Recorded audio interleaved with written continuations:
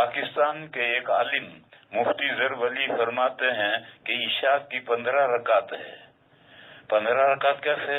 4 سنت غیر موقدہ، پھر 4 فرض 8، پھر 2 سنت موقدہ، 2 غیر موقدہ، تو کتنی ہوئی؟ 12، پھر 3 وتر تو 15. بس وہ کہتے ہیں کہ عشاء کی 15 رکعتیں ہیں. لوگوں میں بچوں کو جو ہم تعلیم الاسلام میں پڑھاتے ہیں وہ یہ پڑھاتے ہیں کہ عشاء کی 17 رکعتیں ہیں، یعنی وطروں کے بعد بھی 2 سنت غیر موقدہ ہیں، تو 15 یہ اور یہ وطروں کے بعد کی 2 سنتیں. مولانا ظفر ولی صاحب ان کی یہ منفرد رائے ہے، وہ یہ کہتے ہیں کہ وطروں کے بعد کوئی نفل نہیں ہے. کیوں؟ نبی پاک صلی اللہ علیہ وسلم نے فرمایا کہ اجعلوا آخر صلاتکم باللیل الوتر، رات میں اپنی نماز کا آخری نماز وتر کو بناؤ. تو وہ کہتے ہیں کہ بس وتر پڑھ لیا، اب اس کے بعد میں کوئی نفل نماز نہیں ہے. یہ مولانا کی انفرادی رائے ہے اور امت نے اس رائے کو قبول نہیں کیا.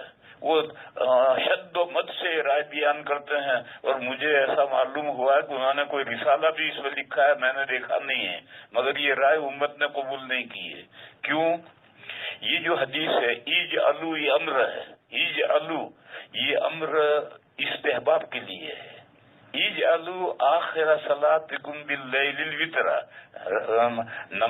رات میں اپنی آخری نماز وتر کو بناؤ، یہ استحبابی حکم ہے.